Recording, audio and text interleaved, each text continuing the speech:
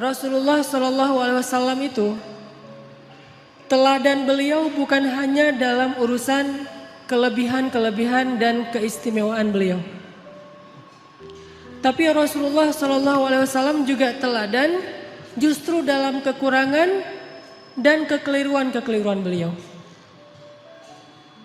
Karena Rasulullah Shallallahu Alaihi Wasallam adalah manusia, maka Allah telah mentakdirkan Rasulullah itu tidak selalu tepat, tapi selalu benar.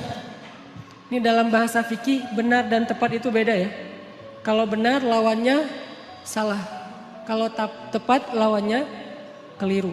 Kalau benar bahasa Arabnya hak, kalau salah bahasa Arabnya batil. Kalau tepat bahasa Arabnya shawab, kalau keliru bahasa Arabnya khata'. Apakah Rasulullah selalu benar? Selalu benar. Rasulullah tidak pernah mengajarkan yang batil. Tapi apakah Rasulullah pernah keliru? Pernah. Rasulullah itu berbuat dosa? Tidak. Tapi lupa? Ya. Dan Rasulullah SAW teladan untuk kita bukan cuma ketika beliau tepat. Bahkan beliau teladan untuk kita ketika beliau keliru. Rasulullah SAW bukan cuma teladan buat kita ketika beliau ingat, tapi juga teladan untuk kita ketika beliau lupa. Nah, teladan ketika Nabi keliru, teladan ketika Nabi lupa, ini jarang dibahas. Padahal itu uswatun hasanah juga loh. Uswatun hasanah dari mana? Kalau kita lupa, kalau kita keliru, kalau kita salah, gimana cara kita untuk tetap on the track, tetap diridhoi Allah, tetap Allah maafin kita. Kalau kita salah, kalau kita keliru, kalau kita lupa, kalau kita silap, kalau kita berdosa. Caranya adalah kita harus meneladani Nabi ketika Nabi juga berada dalam kondisi yang sama, walaupun tetap Nabi lebih baik daripada kita. Buat saya, laqad kana lakum fi Rasulillahi uswatun hasanah, bukan hanya ketika Nabi SAW sholatnya khusyuk, tapi juga ketika Nabi sholat lupa rakaat. Nabi itu pernah sholat harusnya 4 rakaat, lupa jadi 2 rakaat. Terus selesai salam 2 rakaat nih, kayak orang sholat qashar.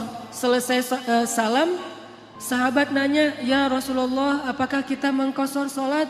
Kata Nabi, tidak. Memangnya kenapa? Kita sholat 2 rakaat loh Rasul. Kata Nabi, beneran? Beneran. Tanya ke sahabat-sahabat yang lain, semuanya bilang ya, kita tuh sholat 2 rakaat. Akhirnya Nabi berdiri lagi, takbir, melanjutkan 2 rakaat sholat yang tersisa dan menutupnya dengan sujud sahwi. Lupanya Nabi uswatun hasanah. Sehingga kalau kita mengalami apa yang pernah Nabi alamin, kita sholat lupa nih, maka kita punya teladan yang paling baik untuk memperbaiki kesalahan dan kelupaan kita. Oh, kalau saya kurang 2 rakaat, tinggal tambah. Tidak harus diulang dari awal menurut jumhur ulama. Uswatun hasanah. Dan bukan hanya itu, uswatun hasanahnya juga buat kita bahwa Nabi itu gak pernah sombong, gak pernah gengsi untuk mengakui bahwa beliau keliru. Itu juga uswatun hasanah. Kan harusnya Nabi itu yang dilihat itu yang ideal-ideal, yang keren-keren, yang istimewa ya. Begitu sekali keliru, Nabi kalau misalnya beliau bukan teladan, beliau gak akan ngaku. Ah, kalian aja yang gak khusyuk. Kan saya gak mungkin gak khusyuk, saya ini Nabi loh. Masa kalian ngomongin saya salah? Enggak. Kalau kayak gitu, beliau bukan uswatun hasanah. Justru karena beliau lapang dada, besar hati, low profile, tawadu, dan mau mengakui kalau beliau memang keliru, disitulah uswatun hasanah dari Nabi untuk kita. Kadang seorang ustadz bisa salah, kadang seorang guru bisa keliru, kadang seorang pemimpin juga salah. Gak boleh seorang pemimpin merasa bahwa dia tuh selalu benar, tuh gak boleh. Karena kalau dia sudah merasa selalu benar, berarti dia sudah mengkultuskan dirinya. Dan Allah mengatakan, fala tuzakku anfusakum huwa a'lamu bimanittaqa. Janganlah kalian menganggap diri kalian suci, artinya gak pernah salah. Jadi pemimpin yang meneladani Rasulullah SAW bukan cuma meneladani dari angle jujur, amanah, profesional, tapi juga meneladani Nabi dari angle apa? Bahwa kalau keliru berbesar hati untuk mengakui. Kalau dinasihati oleh orang lain dan nasihat itu memang tepat dan benar, maka dia menerima dengan lapang dada. Kalau perlu dia berterima kasih kepada orang yang sudah menasihati dia, bukan malah ilfil, bukan malah menyakiti, bukan malah menzolimi. Ini uswatun hasanah ketika Nabi keliru. Laqad kana lakum fi Rasulillah Laqad kana lakum fi Rasulillahi uswatun hasanah. Pasti di dalam diri Rasulullah itu ada uswatun hasanah. Tapi kan Rasul gak selalu tepat. Walaupun tepatnya itu banyak. Sedikit keliru. Tapi tetap ada kelirunya. Bahkan kalau kita baca ayat-ayat Al-Quran. Kita akan menemukan lebih dari satu ayat-ayat teguran terhadap Nabi. Ya kan? Walaupun yang populer satu surat Abasa. Tapi surat dengan makna yang sama dengan surat Abasa di dalam Al-Quran itu lebih dari satu. Ada beberapa, bahkan lebih dari 3. Kenapa kok Nabi sampai kayak gitu? Biar kita bisa meniru Nabi kalau kita melakukan kesalahan. Seorang suami tidak selalu harus benar. Dan tidak perlu merasa gengsi mengakui kalau kali ini yang benar adalah istrinya. Buat yang udah punya istri. Yang belum punya juga belum tentu selalu benar. Kadang yang benar adalah teman kos-kosannya. Kadang yang benar adalah mantannya. Kan gak masalah kan? Kalau ditanya kenapa kalian putus? Gua gak sabar. Jangan, oh dia tuh emang gini-gini. Enggak. Kadang-kadang emang dia yang baik. Kita yang waktu itu lagi terbawa emosi. Tapi di balik semua itu emang lebih baik putus mungkin. Supaya mereka mencari yang lebih baik dan lebih halal. Tapi yang pasti teman-teman, kita coba malam ini belajar uswatun hasanah Nabi dalam kondisi ketika Nabi keliru. Dan ini sama sekali bukan ingin menjelek-jelekan Nabi, sebaliknya kita ingin melihat betapa Nabi itu hebat. Justru ketika kita melihat betapa Nabi besar hati, lapang dada, kita akan semakin kagum kepada sosok Rasulullah SAW. Contoh sholat tadi aja udah dapat 2 uswah, 2 teladan. 1, Nabi besar hati. 2, pelajarannya bahwa kalau salah dalam sholat berarti tinggal kita tambah, ditutup dengan sujud sahwi. Ada 3 nih. Yang ketiga pelajarannya dalam kasus itu apa? Ternyata sahabat-sahabat Nabi itu orangnya dewasa. Sahabat-sahabat Nabi itu orangnya mateng, gak gampang pundungan. Nabi sholat. Kurang 2 rakaat, mereka nggak komen, katanya Nabi sholatnya nggak khusyuk, nggak gitu. Mereka nggak unfollow Nabi. Wah, udah nggak benar nih postingannya, gue unfollow aja nih. Dan komennya cuman yang deket doang sama Nabi, yang komen yang lain nggak ikut-ikutan komen. Jadi komennya tuh komen positif, bukan ngebully Nabi, bukan Nabi mah ternyata sholatnya juga mikir yang lain. Saya kira selama ini udah keren banget, ternyata pencitraan doang. Enggak. Kenapa? Karena mereka followers yang udah mateng. Bukan followers yang labil, yang galau gitu. Sehingga sekali Nabi postingnya agak-agak kurang tepat, mereka pundung fisabilillah. Bayangin kalau sekali Nabi keliru terus pundung kan berkurang kan umat Islam? Tidak, yang terjadi justru semakin bertambah. Kenapa? Mereka faham Nabi itu wama Muhammadun illa rasulun qad khalat min qablihi rusul. Dia juga seorang makhluk yang diutus oleh Allah. Kadang dia wafat, Allah menghidupkan dan mematikan, Allah memberi makan, Allah memelihara, Allah membuat dia ingat dan lupa. Semua itu adalah sifat manusia yang melekat pada diri Rasulullah SAW. Cuma satu bedanya. Beliau Allah jaga dari berbuat dosa, maksum. Dijaga dari berbuat dosa. Jadi Nabi itu gak buat dosa. Tapi kalau keliru, ya. Lagian keliru itu bukan dosa sengaja. Cuman lupa, cuman salah paham, cuman ijtihad. Sehingga sahabat ketika Nabi keliru, ya udah easy going aja. Tinggal bangun, ngelanjutin. Jadi makmum Nabi, gak ada sahabat yang akhirnya dorong-dorong Abu Bakar. Abu Bakar lu aja yang jadi imam, kayaknya Nabi lagi agak-agak khusyuk gitu malam ini. Kayak lagi apa misalnya, enggak sahabat tetap aja, ya udah Rasulullah kita ikutin. Nabi lanjut 2 rakaat diikutin. Dan enggak ada yang ngomongin di belakang. Enggak ada yang diam-diam, bisa gitu juga ya Nabi, gue heran, jadi gosip. Terus besok keluar di postingan-postingan sahabat, Nabi ternyata manusia biasa. Hashtagnya Nabi lupa, viral di antara mereka. Gak usah dibesar-besarkan, itu hal yang wajar. Udah aja mereka lupa. Tapi tetap direwayatkan kisah ini supaya apa? Laqad kana lakum fi Rasulillahi uswatun hasanah. Biar kita bisa niru.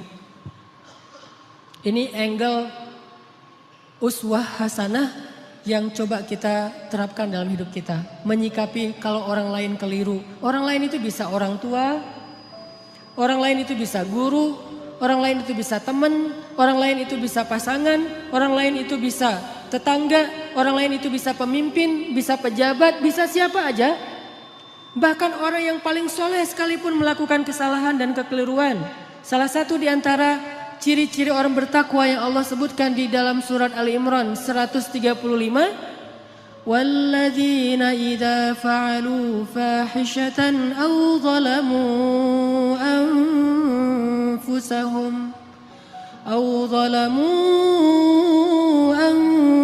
anfusahum dzakarullaha fastaghfaru lidzunubihim. Orang yang bertakwa kata Allah adalah orang-orang yang apabila melakukan kesalahan, menzalimi diri sendiri atau melakukan fahisyah, dosa sembunyi-sembunyi. Coba. Ternyata orang bertakwa juga bisa ngelakuin dosa, kesalahan. Bedanya apa? Zakarullah. Ketika dia sadar, ketika dia ingat, ketika dia diingatkan oleh orang lain, fastaghfaru lidzunubihim. Buru-buru dia meminta ampun kepada Allah dan tidak lagi melakukan kesalahan itu. Ini bedanya orang bertakwa sama orang yang tidak bertakwa. Kalau orang yang tidak bertakwa salah gak mau memperbaiki diri. Kalau orang bertakwa salah juga tapi mau segera recovery, memperbaiki diri. Jadi peluang berbuat salah sama antara orang yang bertakwa dengan yang tidak bertakwa, sama peluangnya. Jangan sampai kita mengkultuskan satu orang, satu tokoh, satu kelompok.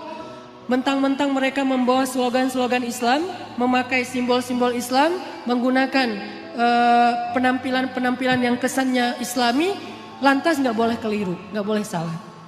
Wah, hijabnya aja yang syar'i, ternyata pemarah misalnya. Ustadz, mending mana tuh? Orang yang sholat tapi masih korupsi daripada orang yang gak korupsi, orang yang jujur tapi gak sholat. Kan mending yang jujur, walaupun gak sholat tapi yang penting dia jujur. Enggak. Orang yang sholat tapi masih korupsi, sholatnya berpahala, korupsinya berdosa. Orang yang jujur tapi gak sholat, jujurnya berpahala, gak sholatnya berdosa. Masing-masing mendapatkan sesuai dengan amalnya. Faman ya'mal mithqala dzarratin khairan yarah wa man ya'mal mithqala dzarratin syarran yarah. Jadi gak ada mending-mendingan. Tinggal nanti hisabnya di sisi Allah aja di akhirat. Apakah ini lebih banyak pahalanya atau ini lebih banyak dosa? Allahu a'lam. Yang jelas kita belajar sekarang gimana meneladani Rasulullah SAW ketika kita salah, ketika kita berbuat dosa, ketika kita keliru, dan juga ketika orang lain yang melakukan kekeliruan dan kesalahan itu. Teman-teman yang dirahmati Allah Subhanahu Wa Taala, belajar meneladani Nabi SAW itu bukan sekedar belajar mendapatkan wawasan tentang perilaku Nabi, bukan.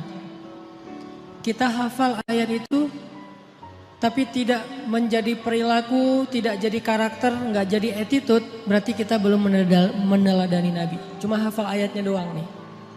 Kita hafal banyak hadis Nabi, kita baca banyak sirah, buku-buku tebal tentang sejarah Nabi, tapi tidak merubah attitude kita menjadi lebih baik seperti yang dicontohkan Nabi, kita berarti belum belajar dan belum meneladani Nabi, cuman tahu doang. Itu namanya orang yang musaqqaf, orang yang berwawasan. Belum menjadi orang yang alim, orang yang berilmu. Kenapa? Karena tidak disebut ilmu sebelum dia menjadi rasa di dalam hati dan menjadi perilaku dalam kehidupan.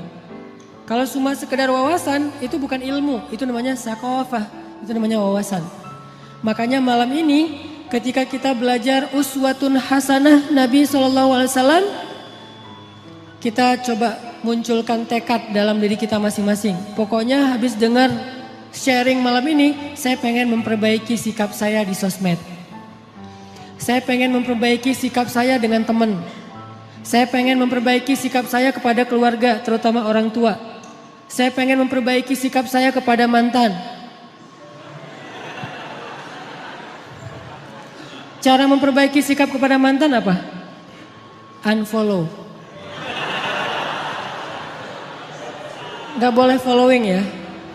Kalau mau sesekali ngelihat, bikin aja 2 akun. 1 akun punya kita, 1 lagi untuk stalking ya. Pengalaman.